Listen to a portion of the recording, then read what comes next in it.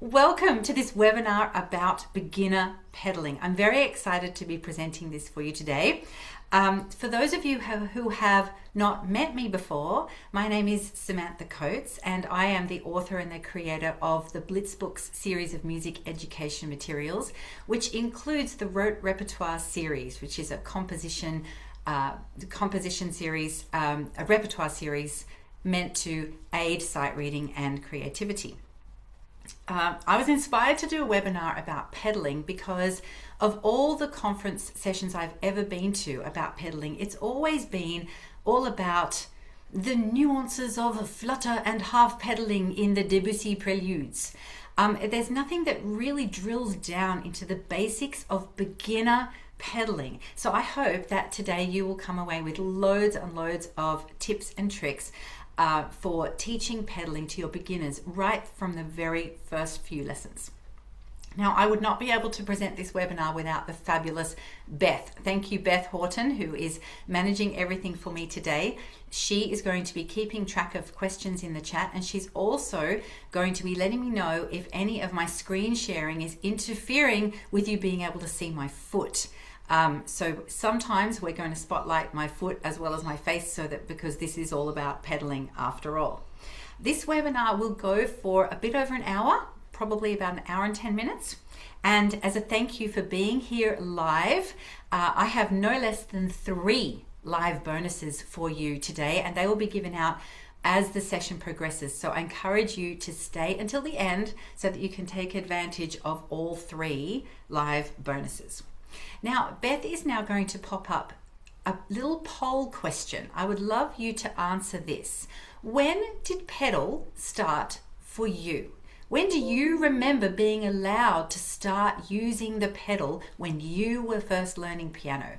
Were you a beginner? Were you early intermediate? Were you late intermediate? Perhaps you don't remember. Feel free to put even other variations in the chat if you would like to. Because I think it was really different for all of us. What I remember about my own music education was that I was not allowed to use the pedal. I remember being about 10 years old when my very strict Russian piano teacher said, when I said I wanted to use the pedal, she said, "Oh no, I haven't taught you how to do that yet." And I said, "Yeah, I know what to do. You pedal after you play the note." I don't know how I knew that, but I had already been learning piano for 5 years and I just didn't get to experience any pedal before that. So because it was delayed for me, I think that's why I delay it in my teaching, or I used to delay it. And I used to delay it until my students could handle the pedal changes, because that does require so much coordination. But now I think that it's so important to embrace the magic of the pedal much earlier, and pedaling needs to be taught in stages, and we don't need to launch straight into being able to do the coordination of changing the pedal. Okay, so I think we might need to see those poll results, please, Miss Beth. The vast, I would say almost the majority don't remember. No, the vast majority, not the vast majority, lots of people early intermediate, lots of people not remembering, and some late intermediates, and very, very few beginners. So isn't that really, really interesting? So that's what the point of today's session is, to showcase resources that will help you introduce pedal in the beginning, especially if you don't remember or you never did it in the beginning yourself. Okay, now we have a plan today. I'm going to share my screen and show you the plan. Everything that we are doing today starts with the letter P. So first we're going to talk about the problems to do with pedaling, and then we're going to talk about the actual pedals. Then we'll talk about posture needed for good pedaling. Then we are going to talk about the actual playing, how to do it. I'm going to showcase 6 different pieces that will help you teach pedal to your beginners. We're going to talk about how to practice pedaling, and then also beginning with P, we're going to have question time. So we will be able to probe. So we'll start off with the problems. Now, I would love you to yell out in the chat what you think are the typical problems that we come across with pedaling. So I'll start it off. So, for example, this one, where we have pedaling and playing at the same time. See it, the foot's coming off, at the same time the hands are coming off. That doesn't go very well when we're pedaling. Now we have no connection of sound. So what's another one that is a classic pedaling problem? Has anyone put one in the chat? Heel not staying on the floor. Absolutely. So when we sometimes we get pedaled with the whole leg, or mud. Yes, sometimes the pedal goes on and it just never ever comes off. No changing at all. Or yes, thumping pedal. We get a lot of foot noise. I don't know if you can hear that. Pushing with toes. Yes, I'm just going to take my shoe off. The toe scrunching. Trying to only pedal with the toes. That doesn't work. That creates a lot of tension. So what else have we got here? Problems with pedals. So foot slipping off, absolutely. And the pedal slipping away from you if you've got a digital pedal that's not fully fastened to the floor. Another one is sometimes pedaling can cause arrhythmic playing. So for example, anyone had this one before? So their fingers are going in the same time as their foot, and they find it difficult to avoid that. Yes, the heel coming off the ground as they pedal. Also, sometimes the pedal doesn't actually go down all the way. So they're not really depressing the pedal enough to get the connection. And sometimes it doesn't come up enough. So the pedal changes are not clear. And sometimes when students sit down to use the pedal in an exam or in Stedford, sometimes they just completely use the wrong pedal. So there are so many different things that can go wrong. And these are all issues to do with playing. We will get to that. But first we need to talk about the actual pedals that the students have. So I'm going to now just show you, Beth is going to put up our second little poll now. So some of us teach on grand piano, some of us teach on upright acoustic piano, some of us teach on a digital piano. And the reason I'm asking this is because I want to compare this result to what our students have at home. So I can see, even just from this short little time of answering this poll, that the majority of us are actually teaching on an upright acoustic piano. And then it's kind of split for the rest. Okay, so let's get rid of that. Now, if we go over to here, when you signed up, I asked you, what are your students mostly playing on at home? What are the majority of your students playing on? And the results were that we've got the majority on a digital piano. So, and then some on an upright acoustic, and very, very few on a grand piano. So it's very flipped results from what we teach on in the studio. And what this means is that the student is pedaling the majority of the time with different conditions to what they have in the lesson. And it's really important to know what they have in the lesson. So let's move on to what type of pedals they have. Well, this is a picture of the 3 pedaling situations just in my house. So on the left are the pedals of my Yamaha G2. It's old and there are only 2 pedals on there. And then on the right, on the top, there is the pedal extender, and that sits over my 2 pedals. And as you can see, it's really wide and it is allowing for a 3rd pedal in the middle. And then on the bottom right, that's a picture of my digital piano where I have a fixed pedestal at the bottom. So now I want to show you, this is most likely what the students have at home. So if they have a decent digital piano, they will have a fixed pedestal. This is the ideal thing for a digital piano. If they have quite an advanced, not an advanced model, but just a decent digital model with fixed pedals. But if they don't have a fixed pedestal, then they're going to have perhaps this plug-in option or this plug-in option. Now that first one, this black one here, this comes standard with all digital keyboard purchases, and I genuinely think this one is not worth keeping. And for a small investment, like here in Australia, it's only $50 to get a plug-in pedal that at least resembles the shape of a pedal. This is so important, I think, and I ask all of my students to invest in at least a proper plug-in pedal. Now, the good thing is that at least with a plug-in pedal, the only advantage is that we can actually plug it in at the correct height for the student, and we can actually have it sitting on the stool where their feet are. But with for example, with these three scenarios in my house, these pedals are actually all different heights off the ground. So I encourage my students to have a go of all three of those feelings when they're first getting used to the pedal.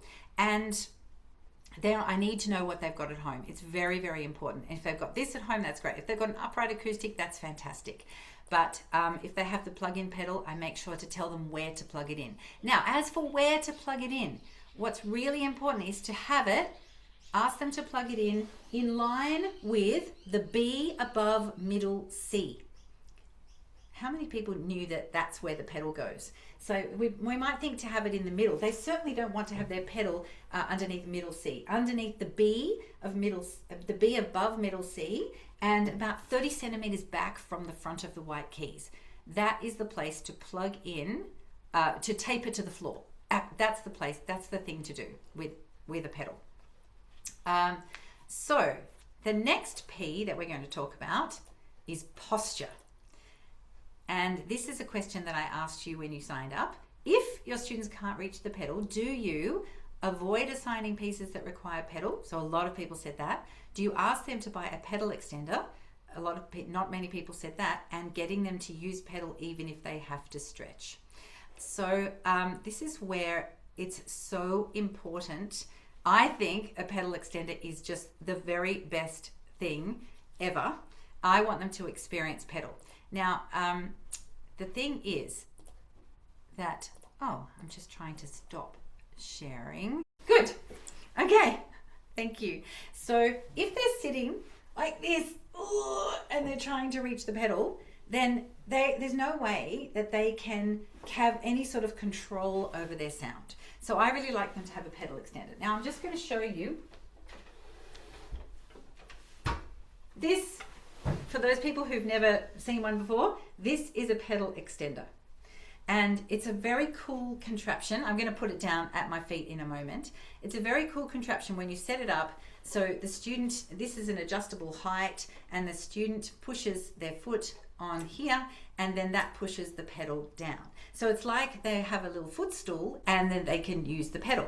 So I'm just going to put it down here. Now this is going to require some acrobatics. So now we might just have, all right, so this gets lined up over the, I've never done a webinar where I've had to crawl on the floor for anything.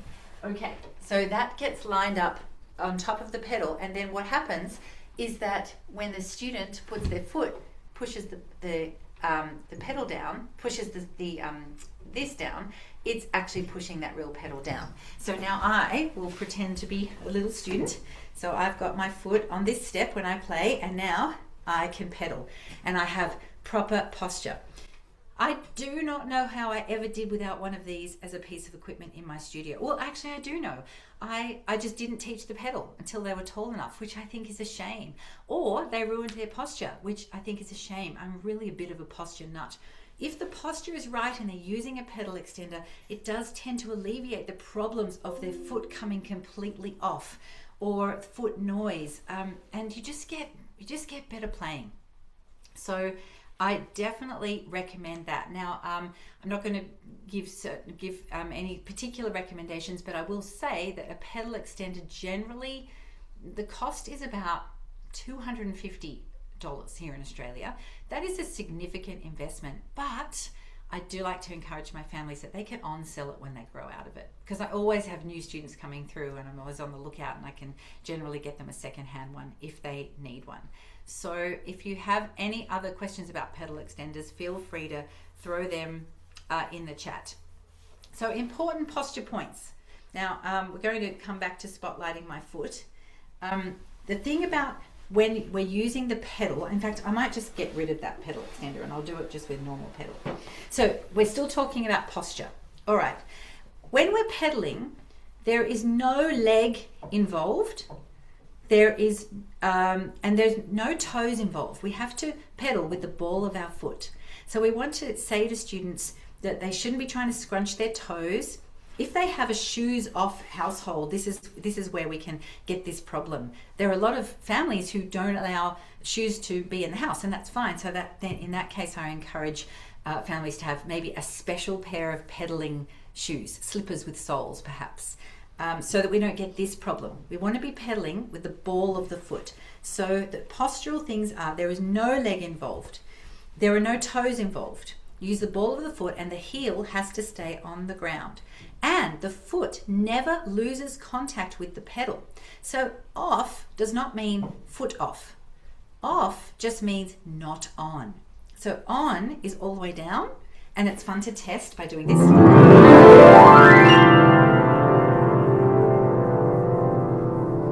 And I ask them they can keep that pedal on, keep that sound going for as long as they want. They can gradually let it off. They can listen for when the sound disappears. That's a really fun thing to do. But their first experience of the pedal, we want to get them to use the ball of their foot and to make sure that they understand that the foot actually doesn't really come off, because that's where we would get that tapping foot noise. So if you have any questions about posture, then let's definitely come back to that.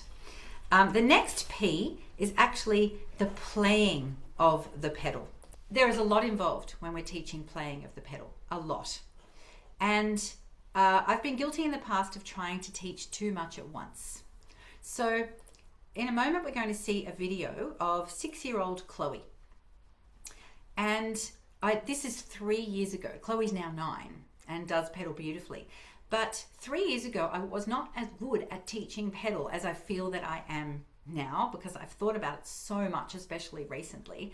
Now, I had introduced the pedal to Chloe, and she definitely knew how to push her foot down, but I hadn't done it in stages. We were just launching straight into pedal changes. And in this 2.5-minute video, you're going to hear me try to cover too many things. You will hear me getting her to wait for the sound, how her foot must not come off, the adjustment of the position of her foot, reminding her to keep her heel on the ground. The foot has to come up and go straight back down. Don't let go of the notes too quickly, Chloe. It's all too much. It's just too much. The actual exercise that we're doing is valid, and everything I'm saying is valid. It's just a lot. Plus, Chloe was distracted. She had a wobbly tooth, and she would not stop talking about this tooth. And you will hear her talk about it at the end. So here is the video of me teaching pedaling to Chloe. Okay, how about this? Put your foot down, put the pedal down. Now I'm going to play a really low chord. When you hear the low chord, get rid of the sound of the high chord. Oh, whoopsies. Okay, wait till you hear the low chord. Oh, you got rid of it too soon. Wait till you hear. Close your eyes. Close your eyes. There we go. Now you're going to put the pedal straight back down again.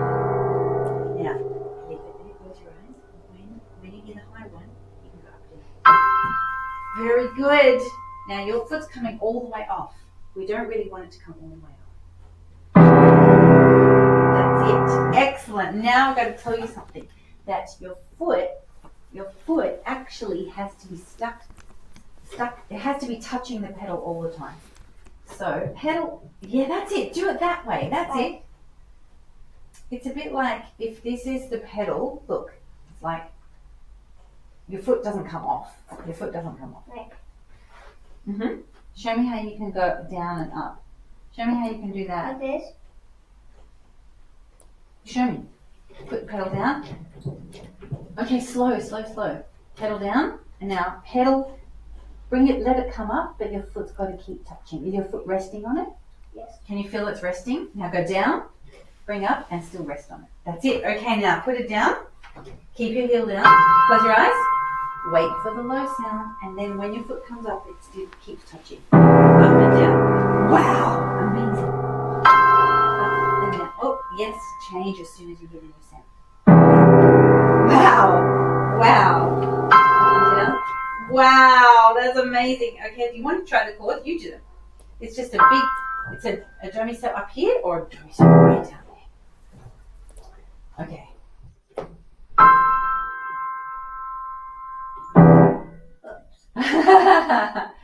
Now, your foot, Chloe, your foot has to go this way a bit. Okay. So wait for the new sound. Just wait for it. Good, and hold it. You can hold it until your foot gets back down. Good, now let go. Oh, now if you accidentally let go with your foot, then we get no sound. Like, can I see myself in a mirror, my tooth wobbling? At home, you can see yourself in the mirror and you can see your tooth wobbling, because we don't need to see it right now. Okay, so you could hear that I was a little bit frustrated. Chloe did such a good view. But anyway, at the end, I don't know if you heard what she said, but can I see myself in the mirror to see my wobbly tooth? So she was so distracted, poor little Chloe. Okay, so the actual exercise that we were doing is something, it's a very effective one, and I will come back to that later. But I don't teach pedaling like that anymore. I believe pedaling needs to be taught in stages. So the first one is that the pedal is always on. We want to have pieces where pedal is just on the whole time, so we can get the sound of the beautiful magic of the pedal. The second one is that we're going to have pieces that have either pedal on or off at separate sections within that piece, so that we're not actually trying to change the pedal yet. We're just getting used to the feeling of the pedal being on or off. And then finally we'll go on to repertoire, where we're actually having pedal changes, and that's where we need the coordination. So I think it's really important to go in stages and have repertoire that goes in these stages, and not try to jump ahead straight to pedal changes like I did with Chloe. So now we're moving on to the next P of pieces, and I'm going to demonstrate some pieces that address these three separate stages of teaching pedaling. And now I noticed from our survey questions that about a third of people have never used rote repertoire, and I just want to let you know that a lot of the pieces that I'm demonstrating today are from the Playing with Pedal bundle in the rote repertoire series. I've got 3 from this bundle and 3 from the rest of the series, and I'm going to actually I've asked some people if they might volunteer for me to be my student today, so that I can not only demonstrate the piece, but also how it's taught, how I would go about teaching it. So here's the first category: pedal always on. And we're going to use a little piece called Chimes. And I've actually asked Sushila if she would possibly be my volunteer for Chimes, but I'm not sure if Sushila, are you there? Yes, I can see you. There you are. There she is. She's waving her hand. So I'm just going to teach this by rote now to Sushila. It's a little piece. I'm not going to show you the music yet, because I don't want her to see the music, and I don't want anyone to see the music just yet. Okay, so good morning, Sushila. How are you? I'm well, thanks, Sam. How are you? Good. Okay, so we might just spotlight you for a moment. So we're going to pretend that you're an amazingly fast student and you've been actually listening to this piece called Chimes for a week already. So all you need is 2 black notes in the right hand. Beautiful. And you need in your left hand a B, a G sharp, and an F. Yeah, an octave higher than that. Yeah. What do you say? B, G sharp, F sharp, sorry. Right. So this is a pentatonic piece. Okay, so now can you play hands together? Can you just do 1, 2, 3, 1, 2, 3, 1, 2, 3, root. Just that much.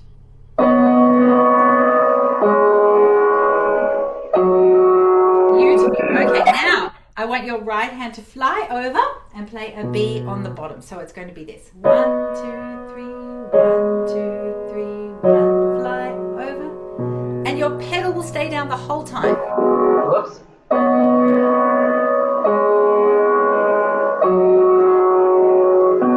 Beautiful. And now we're just going to go backwards, starting from the F sharp. And then we're going to wait.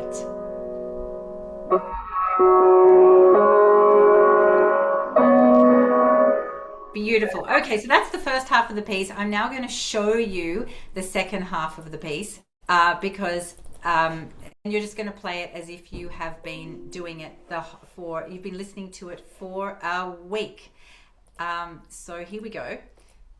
So this would be the reminder. This is a screenshot of the reminder video I would have sent you, which is on YouTube. So you've been listening to it, watching the video, you've been playing it. And so let's say you've been playing this whole piece for a week. I just taught you the first 8 bars, but the second 8 bars are the same. So now, Sushila, can you please play all of Chimes Level 1?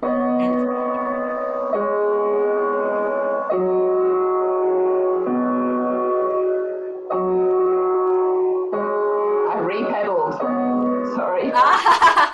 You changed the pedal, yes. You just leave it down the whole time.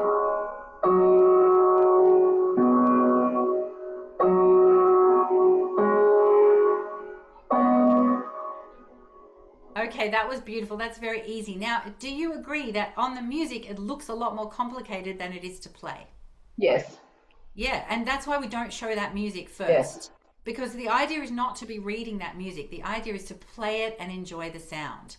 What it looks like on the page is actually quite complex. But now that you can play it and you have seen the page, I'm going to show you level 2. And here's level 1 and 2 side by side. And maybe you can tell me, what do you see that's different? The blobs that were squished together are now apart in the right hand. I love it. That's exactly what a student would say. Yes. There are no blobs. And so how do you think that might sound? What do you think that might sound like? Instead of a long blob, instead of a long sound, there's a short sound and a long sound, a short sound and a long sound. And which note goes first, the lower note or the higher note? The lower one. Yeah, so this is where we can get students who really don't know the names or the theoretical concepts of any of the things on this page. We can get them understanding what's happening. There's changes. So can you now play us just the first 4 bars of Chimes Level 2?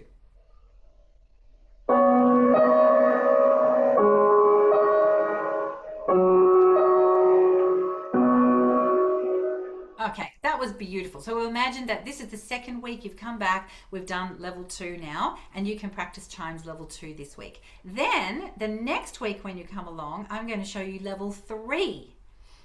And now here is level 2 and 3 side by side. And now can you spot the difference? What's happening there? There's a high note in the top line, in the middle line. Yes. There is a note that says left hand over. Yes, that's right. And at this stage, I would not expect a beginner. This is a 1-hat piece. I've categorized all the pieces in hats. This is for the first 6 months of learning. I would not expect a student in their first 6 months to figure out what that note is. I would show them, just show them by rote. So now your left hand's going to fly over and play F sharp, which is the bottom of the 3 black notes when you go over the top. And then, do you see any other differences?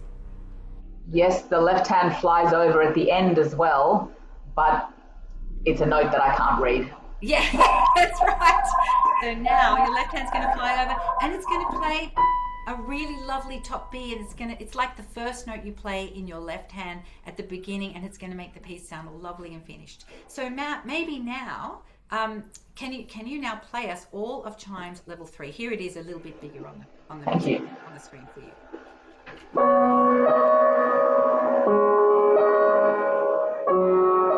I keep changing the pedal.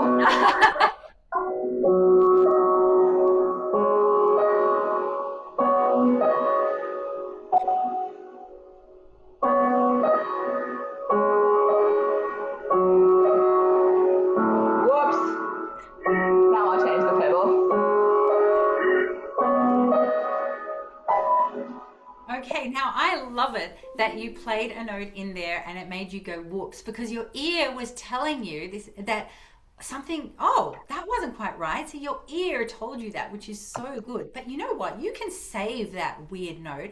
You can change this piece. What I love to ask my students to do, by the way, thank you. Let's give Sushila a clap. Here's some chocolate for you, Sushila. Thank you so much. Next time. So I'm not going to put Sushila on the spot and ask her to make up a level 4, but what I ask my students to do is, well, you've just played levels 1, 2, and 3. Maybe you could now make up something else, another one, another version, and we can call that level 4. And they really love doing it. They're not scared of this because they've just played 3 different versions. And if they do happen to play any wrong notes, and I put that in inverted commas because it's not wrong, it's just an exploration of sound, and their ears correct them anyway. If they do happen to play any different notes in there, then I ask them to remember what that was, and maybe they can put that in their version of level 4.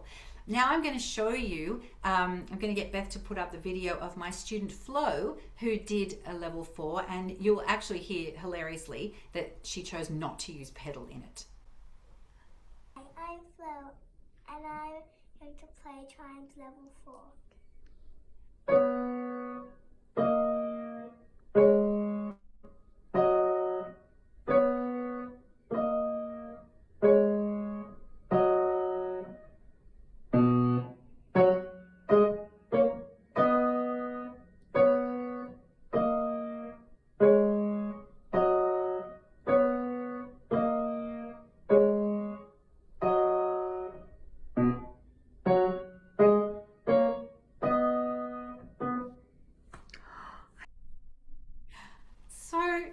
That is the type of thing that you get back when you ask them for their own version. And she used the notes that she had discovered in playing chimes, and then she came back with something that was completely her own, which is just a lovely activity. And when I first started composing these pieces, I wasn't thinking about creativity, actually.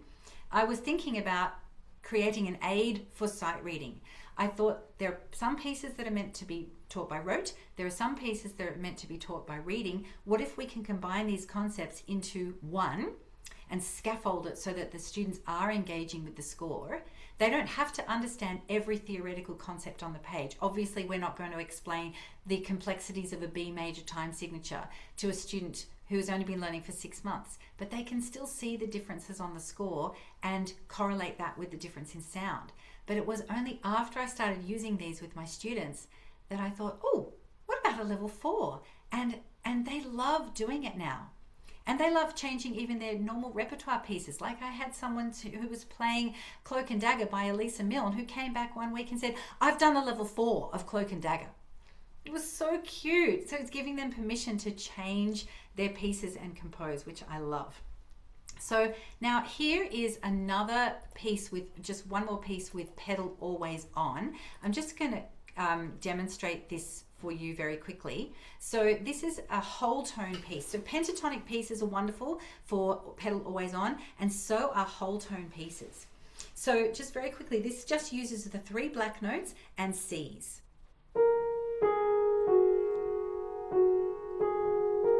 And then you can teach this in the first few lessons. Second line is the same, and then at the end we have using fists, all very soft. And at the end, remember we've taught this by rote. You can say choose what you want for the last note, FF or PP. It's up to you. So remember, then they haven't seen the music for that when you've taught it by rote, but they can play it. But then this is what's happening in level 2. I'm going to quickly change it, see if you can spot the difference. So you probably saw a difference there. I'll just go back one. This is level 1 and this is level 2. So now we have dynamics that have appeared, and this is where we can have a discussion of, oh, so now some of the notes are going to be loud instead of soft, and the C's in the second line went the other way. So now the second line, and now loud. Oops. And I've never had a student not be able to do that, not be able to actually understand that you play the C's in the opposite order. And then the other difference is that there is the last C goes down another octave. So now I'm going to show you level 3. Oh, and I should say level 1, 2, or 3 might be taught over a period of 3 weeks for a beginner, or it might be taught over a period of 3 minutes for a slightly more advanced student. So here's level 3. Watch for the difference. Ready, set, go. And now you can see that the first bar looks quite different, but really it's only the addition of one more note. And if they're using fingers 4, 3, 2 detached for the black notes, their thumb is going to sit pretty naturally on that E. And now we get this.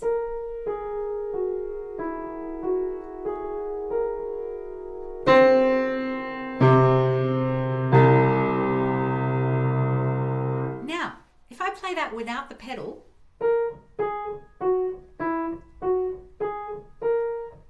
it's awful. There's absolutely no atmosphere at all. We may as well not play it. So sometimes the pedal is the only thing that really brings out the mood and the landscape of the piece. It gives us the soundscape that we want. And then of course they have lots of fun using their knuckles and fists a bit more in the last level. So that one's not from the playing with pedal bundle. This one's from the outer space bundle. A lot of the bundles consist of 6 pieces on a certain theme. So now I'm going to show you a video of my student Eamon doing a level 4 of zero gravity, and you will see that he has a broken wrist.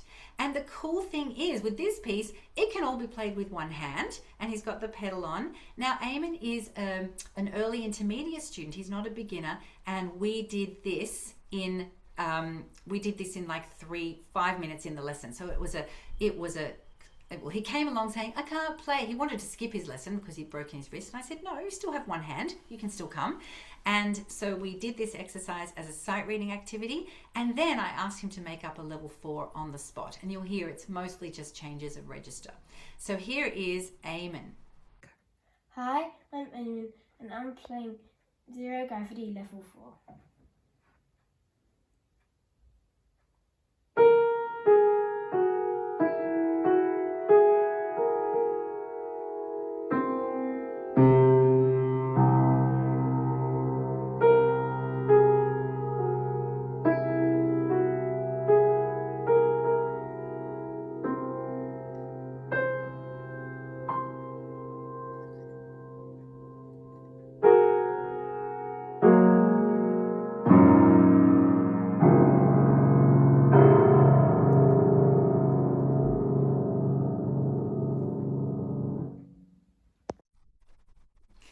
It was just a really fun activity to do. So he had a great time with that. If you have any questions, please pop them in the chat. Okay, now the second category, having it pedal either on or off. This is, I think, really, really important because as we know, pedal off does not mean that the foot comes off. It means that your foot stays resting on the pedal, it's just not pushing it down. And to get the feeling of that coordination while you're playing a piece is really important. So we're going to do this piece, and this was the freebie that you all got when you signed up for this webinar. So you've probably all had a little look at on and off, but what I would love you to do is pretend that you haven't had a look at that just now, because what we do is we don't look at the music first, we teach it by rote. And I've asked Mary to be my volunteer for on and off. And I just want you to imagine, Mary, that you are in your first 6 months of learning, and I'm just going to teach the beginning of this to you by rote. So you're going to have a fifth in your left hand and a fifth in your right hand on D. Now, obviously, teaching by rote online is a very different affair. We're going to pretend that I'm in the same room with Mary. She'll be copying me. It's very easy. And we're going to, for the purposes of a quick demonstration today, Mary, you are a super fast, amazing student. Okay, so you've got pinkies on the outside notes and thumbs on the inside notes. I just want you to play. We're going to have pedal down, and I would like you to do this. Pinkies, thumb, thumb. Pinkies, thumb, thumb. Can you do that with your pedal down?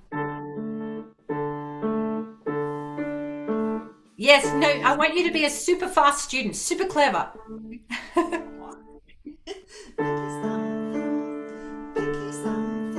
Oh, beautiful. Now, what I would like you to do, and of course, you know, it would be ideal if you could actually see me do this with an overhead camera, but I've got too much tech set up already. Move your thumbs one step away from each other. So one step closer to your pinkies and do it again. Pinky, thumb, thumb, pinky, thumb, thumb. Beautiful. So all of that has pedal on it. Now, Mary, you actually had a fingering question for me, didn't you, when you first looked at this?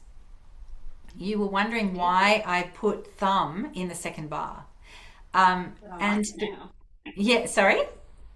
I like it now. You like it now? Yeah, I found that with beginners, it's actually much easier for them to keep moving their thumbs and just move the thumbs one step towards their pinky rather than try to coordinate using second finger. We would normally use second fingers when we're doing fourths, but it's just easier to keep doing that. So then the next bit is pedal off, and you're just going to do stepping down and back up.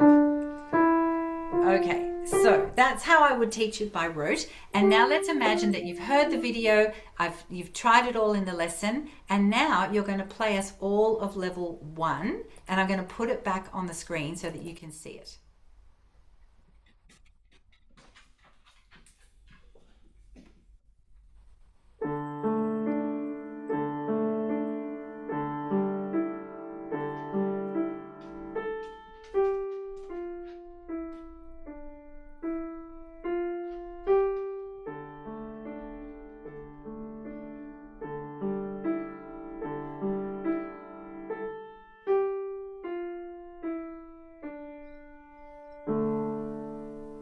That was absolutely beautiful. Did you manage to stop yourself from changing pedal in bar 2? I couldn't quite hear. You did. Well done. Because a lot of us instinctively will change the pedal when we're as teachers, when we have harmony. But the idea is that the pedal is on the whole time. So this is a very imaginative name of the piece, on and off. And it's just designed to get the feel of that. So now you're a master of level 1. So now I'm showing you the music, and we can see that it looks very complicated on the page. Now, we are not going to go into an explanation of what those ties mean.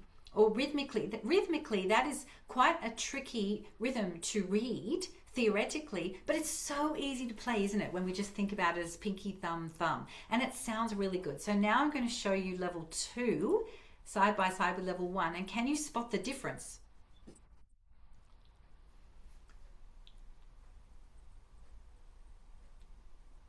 Now, remember, you're a student, you're in your first 6 months of learning. What's the first thing you're going to say when I show you level 2? Sorry? It's longer. It's longer. It's a lot longer. It's so much longer. That's right. But actually, then I might point out that really the only difference is the last bar of line 2. See how the left hand doesn't play? And then I think you already said what's happening in the second half. What did you say? We didn't quite hear you. Yes. I see it's gone higher in the top. Yes, the top's gone higher. So the second half is actually exactly the same, but the right hand is an octave higher, which is really, really easy to play. So we're still just getting the hang of that. Now, just for the purposes of saving time in the webinar, I'm going to pretend that you've played us on and off level 2 absolutely perfectly. And I've sent you home to practice that. And now the next week we come back and I'm showing you the difference. Well, actually, I'm going to get you to spot the difference. I didn't put these side by side because it's just too crowded on the page. This is level 2. I'm about to change it to level 3. Tell me what you see happening. Ready, set, go. Oh, there's more notes. Oh, there's more notes. That's right. And so now the left hand is playing as well. What do you think it's doing? Well, the left hand is going up when the right hand's going down. That's right. Okay, do you want to see how might that sound? Have a go of that. What do you think that will sound like?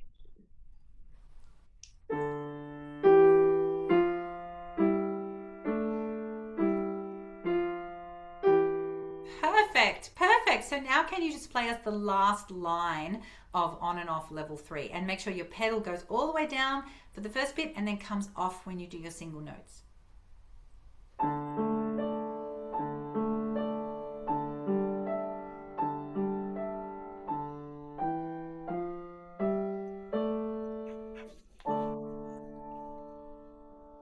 Wonderful playing. Thank you so much, Mary. That's beautiful. Now, can I put you on the spot and ask you to try a level 4 of just that last line?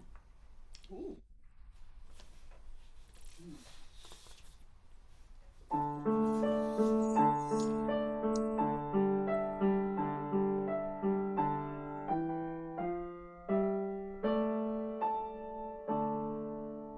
Oh, bravo. Bravo. That was gorgeous. Lots of chocolate coming your way. Yay. Thank you so much, Mary. That was fantastic. Okay, so the whole point of this series is that it starts with rote. We end with sight reading with level 2 and 3. By the time we get to level 3, that's kind of like the goal part of the piece, and we're really engaging with the score. And then that can lead to a creative activity. And all of the pieces in the series are actually presented like this. Now, the first live bonus of today is that you get levels 2 and 3 for free, PDFs today. Beth is going to put a link in the chat of levels 2 and 3. And then you also get a follow-up email. So if you're watching the replay, you will get this too. You'll get a code for 50% off the whole pack. The rest of the pack on the website actually comes with video teaching tutorials of every level, audio files that you can send to your students, a teacher guide as well. So there are lots more support materials in the packs on the site, but as your live bonus, you do get levels 2 and 3. So I look forward to hearing how you go teaching that with your beginner students. I have definitely taught that piece in the first 6 months with several students.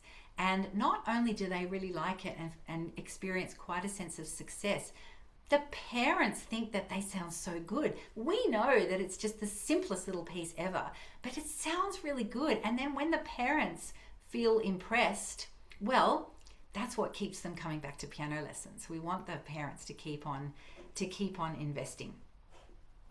Okay, so now one more piece with on and off. So this is laser pointers. This is from the Playing with Pedal, not the Playing with Pedal bundle, but from the Outer Space bundle. And this, I have taught this in literally the first couple of lessons. Now remember, this will be taught by rote. That looks awfully complicated on the page. Would you agree? Really complicated. But all it is, we can do a rhythmic drill, left, right, left, left, right, left. That's all we need to do. And it comes out like this. And then jump in to the 2 black notes. Left, right, left, left, right, left. And then 4 notes. Left, right, left, left, right. And then jump out. And D is a very easy white note for beginners to find because it's between the 2 black notes. Much easier than trying to find C. So that's laser pointers level 1. I'm about to change to level 2. And the only difference is you'll see that there are now 2 notes in bar 4. And even preschoolers can spot the difference between 2 pictures. And they can see there's something different and we can explain how to play that.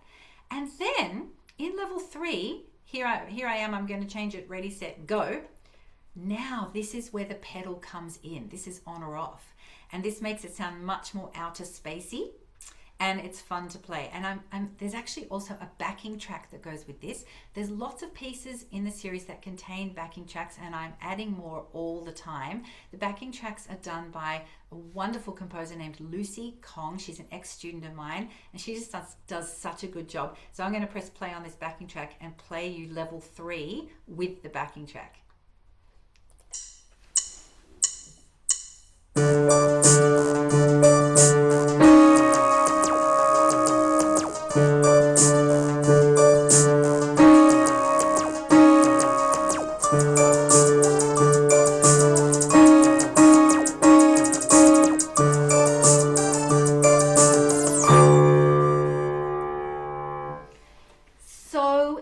To play, and students will have engaged with the score. It's up to you if you want to go into the whole thing about what's a sharp, what's a flat, but they don't really need to know that. They can just see elements. It's the beginning of all reading skills. Okay, on to the last category, pedal changes. And this is where we can basically do any piece that has pedal in it.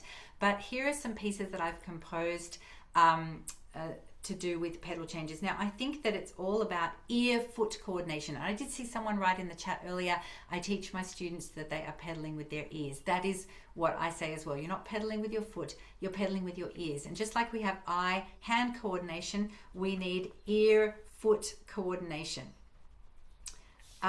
So to do this, it's all about the sound. And this is an exercise, you saw me doing it with Chloe earlier. There are a lot of different techniques out there for teaching pedal. For example, I know that Paula Dreyer does pedal with a pencil. So she will have the student with their pedal foot down and then have a pencil going, and then when the pencil touches, that's where the foot comes up. I know that Nicola Canton does a whole choreography thing. She has, you know, touch your knees, and then that's when your foot comes up, and she does it away from the piano, and that's great too. But the thing that the choreography or playing with a pencil doesn't, in my opinion, get students listening well enough to the actual sound of the piece. So I ask students to I'll play them a chord and I ask them to pedal like I was doing with Chloe. Ask them to pedal, and then I'm saying, okay, wait, close your eyes. When you hear the new sound, that is when you're going to change the pedal. Wait, and I'll play some high random chord, and that's when they're going to reset the pedal. And then I say, I'm going to play another chord, get rid of that old sound, ready, set, go. Or just wait, here comes, I want you to get rid of the low sound, wait for it. And when I'm asking them to wait, they don't change pedal until they can hear the new sound. And that's what the coordination needs to be. It's ear-foot coordination. Perhaps you'd like to put in the chat some favorite phrases that you use when you're asking your students to listen. The ones that I feel work really well are get rid of the old sound, refresh the sound, or reset the sound, and certainly to wait for the new sound. Because the idea is that they're moving their hand around and their foot is waiting. And the coordination is to not let the foot come up at the same time as the hands come up. So I avoid saying things like lift your foot now. I don't want it to be about the physical action. They've played pieces where their pedal is on or off. I want them to just be waiting for the sound. And I ask them to do that pedaling exercise themselves for 30 seconds every day at home.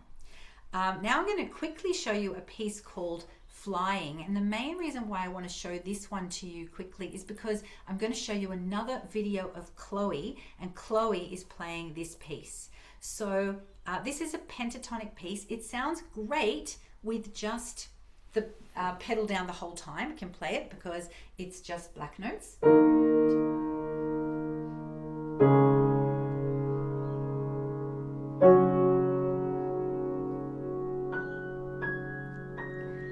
But it's a great one to actually do with pedal changes. So it's a very easy piece without pedal changes and a little bit more challenging with. That's level 1. Then I'm going to show you level 2. In level 2, we're flying over the top. 1, 2.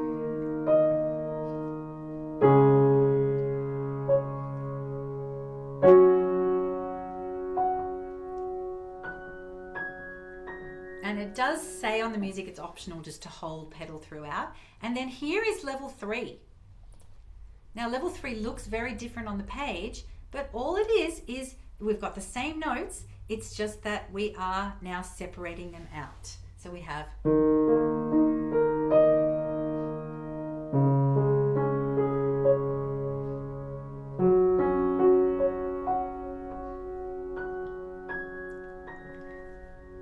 okay, and then the second half of the piece is very similar. So now I'm going to show you a video of Chloe. Now this is a couple of weeks later. She came to her lesson. The tooth was out. The focus was back in. And she had practiced this pedaling and she was doing really, really well with it.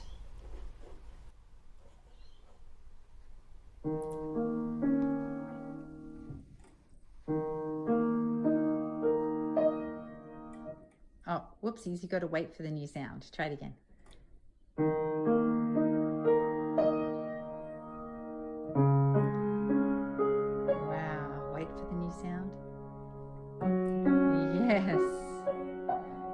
hold the sound. Good. Now get the new sound ready, and when you start, then change the pedal. Beautiful. Good, you don't have to change too fast. Change. Wow, Chloe, it's so good. Amazing. Good, now get the new sound ready all the way down the bottom. Oh, so you heard me cueing her the whole time, and that is what I would be doing all the time with my students. I'm just constantly cueing them and getting them to make sure that they listen. And I thought that she was doing such a fantastic job with that. And as I said, it can be played just with pedal on throughout if students are finding that a little challenging. So that piece, Flying, is actually from a different bundle. It's called a bundle called the Two Hat Bundle. Now I've got one more piece that I want to show you today. It's called Changeover, and I wrote it because it literally has pedal changes in it, and it has hands flying over. This piece is in A flat minor, which is a nightmare of a key signature on the page. I wrote it especially because I was running a Circle of Fifths challenge with my students, and I wanted to make sure that I had done a piece in every single key in the series. So this one is in, as I said, 7 flats. And I'm just going to show it to you very quickly, because this is another one from the Playing with Pedal bundle. So here is Changeover level 1, and I've only got the first half of it on the screen because otherwise it's a lot. So this is what it sounds like. Oh, and imagine I will be teaching this by rote. Of course, we do not want students looking at this music before they have changed. Now, even before they have tried playing it. Now, even though it's such a shocking looking time signature, if you have a go of this now, if you're at a piano, you'll feel it's very ergonomic. When we're playing this, our thumb is on a white note, our third finger is on a black note. It actually feels incredibly comfortable. And now the left hand's just moving down chromatically. So we've got then an easy pedal change there, easy pedal change there, and then pedal off. And then here's level 2. I will just change it for you and show you what happens here. So did you see what happened there? Now we've got our left hand flying over. Then easy pedal change.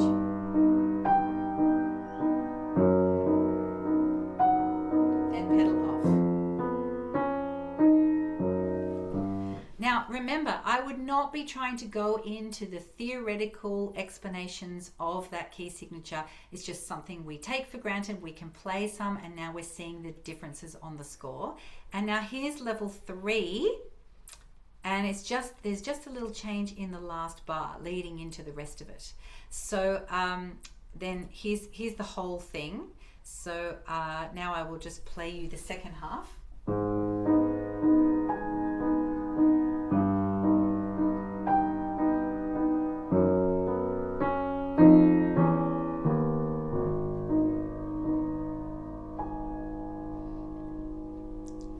So it really sounds quite advanced when students play that, but that is what I would classify as a 4-hat piece, which means it's in their second year of learning, and students can do that. It's not hard. If they've been taught pedaling in stages, the actual notes are not hard to play, and it just sounds really, really lovely. So that is also part of the Playing with Pedal bundle.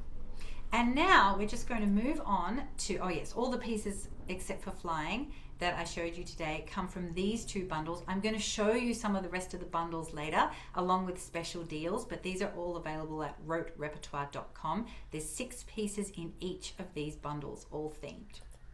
Now, how to practice pedaling. So we've got the pedal exercise that I mentioned, where we're just playing random chords and changing pedal, or even just a random single note and listening for the change in sound. Another really good one for slightly more advanced students who need help with pedaling is to just do what I call power octaves, moving up the keyboard, and then they can put a chord, either major or minor, in their right hand.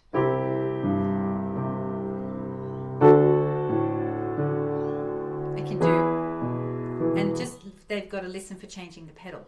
Another great exercise, which becomes a composition exercise, is to do that all with white notes, and instead of going up in a row, what they can do is change the order, and then they will sound like it's a pop song. So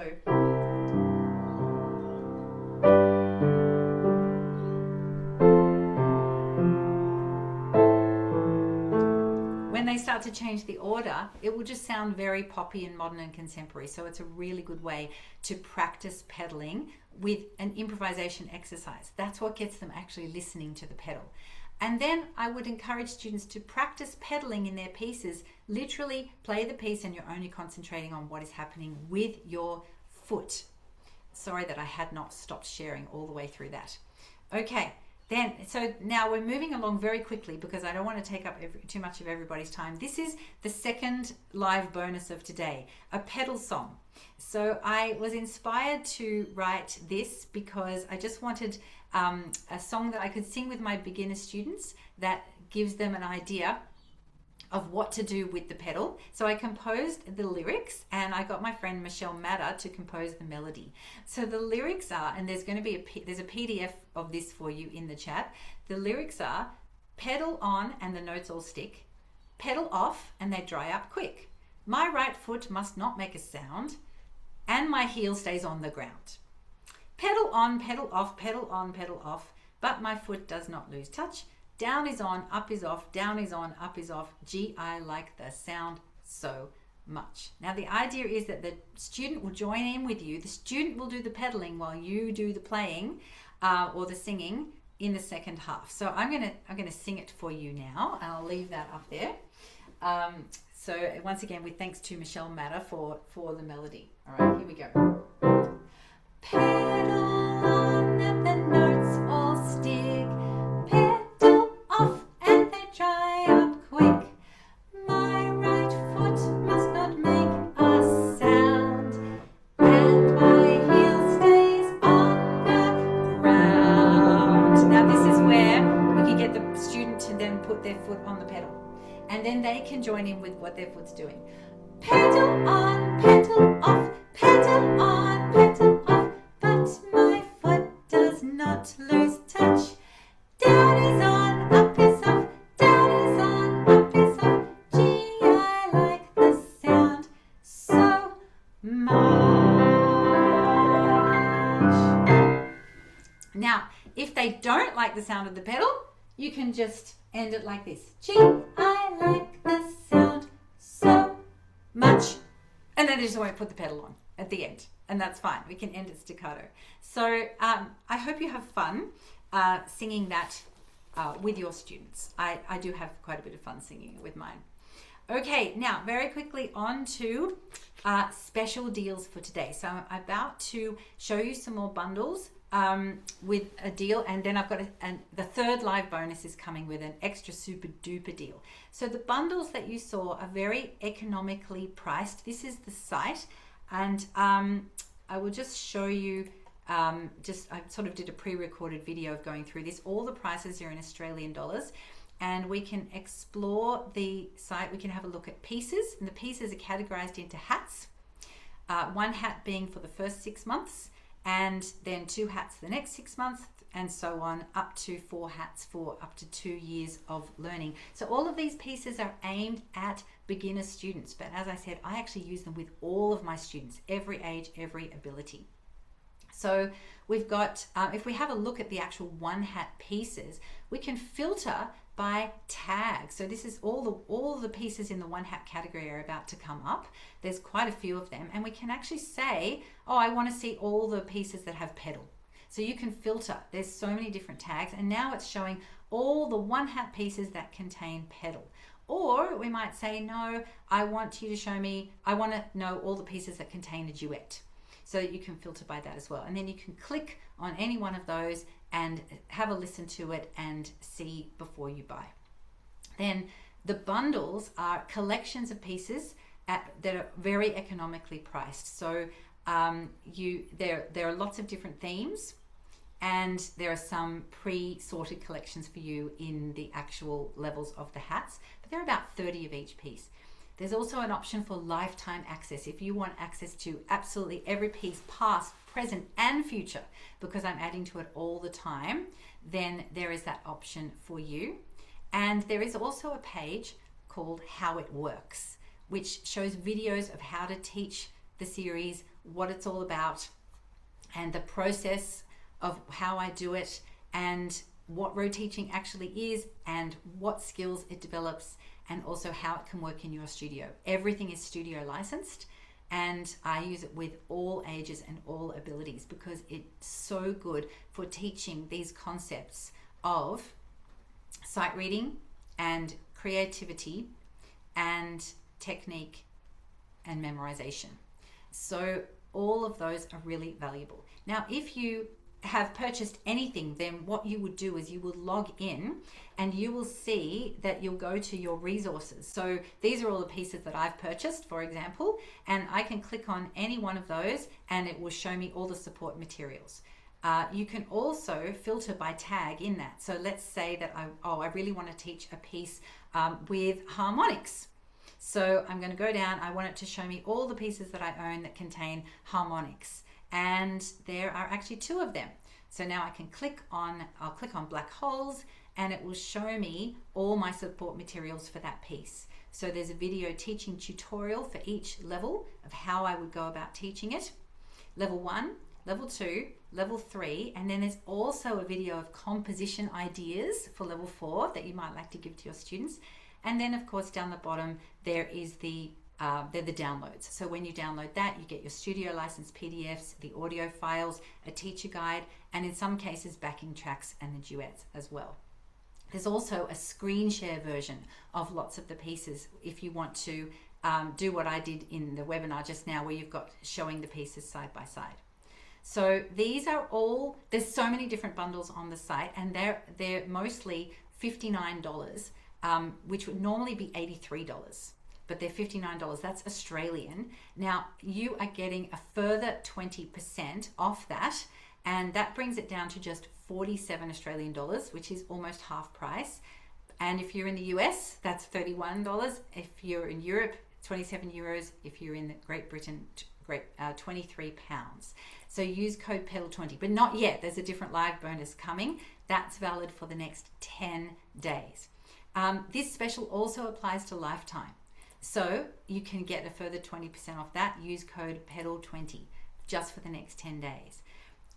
However, the live bonus, though I'd like to tell you about, thank you so much for staying this long, is that you can take an extra 5% off all of that. And Beth is going to put a code in the chat. It's PEDAL25 live. So, and that applies to absolutely everything on the site. There's a new Halloween bundle, and a promotion just went out for that. And there's a code in that gives you 10% off those bundles. Don't use that one. Use the 25% off or the 20% off if you're watching this replay. Much better than the 10%. That's only valid for the next 10 days. The live bonus is actually only valid for the next few hours. So Beth, were there any pressing questions that people had that would love answered?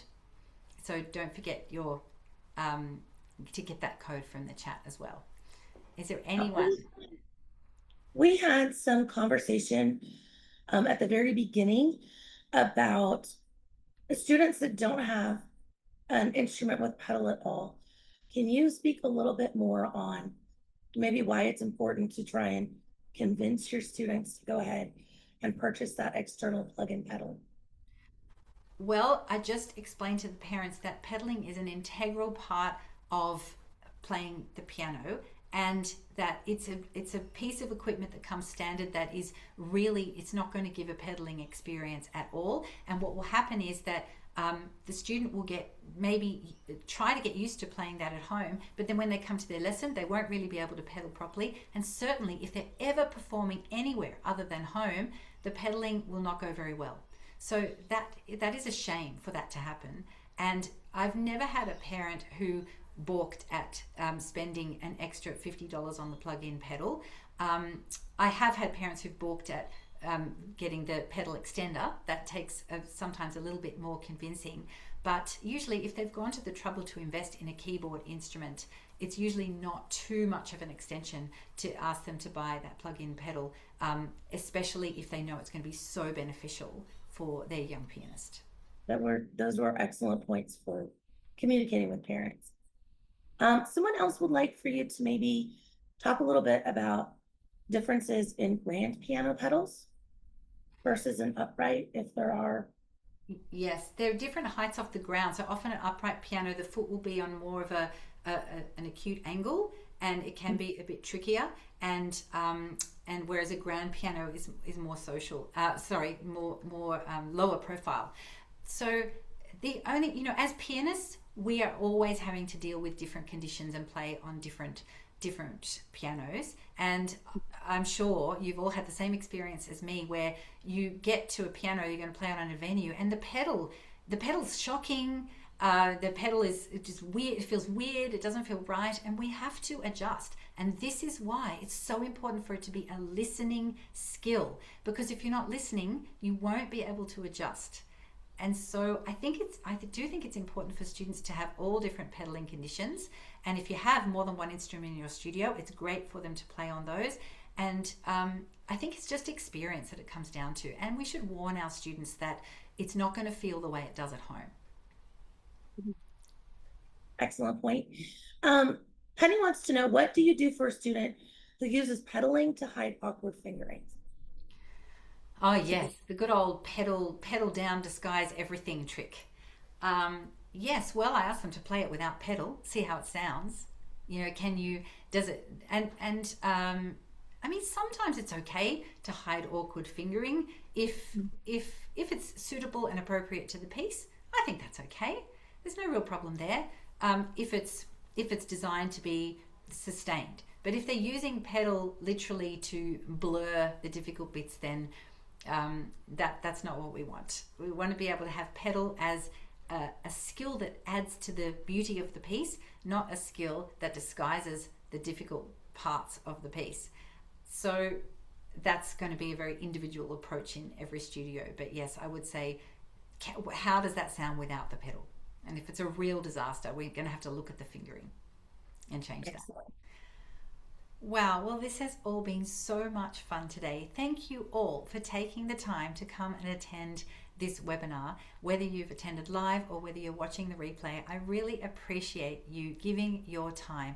I hope that has been helpful for you. I've had a really fantastic time presenting these materials. I hope you feel like you've come away with resources that you can use now in your studio, not just practice tips and procedure tips, but also some repertoire that you might feel like implementing with your students. And if you do, and your students ever do write a level 4, please will you send it to me, because I love hearing all of those.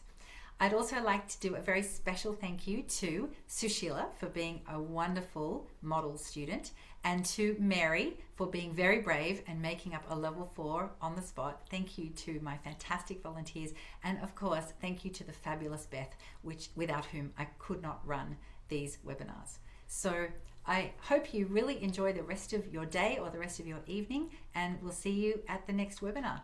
Goodbye.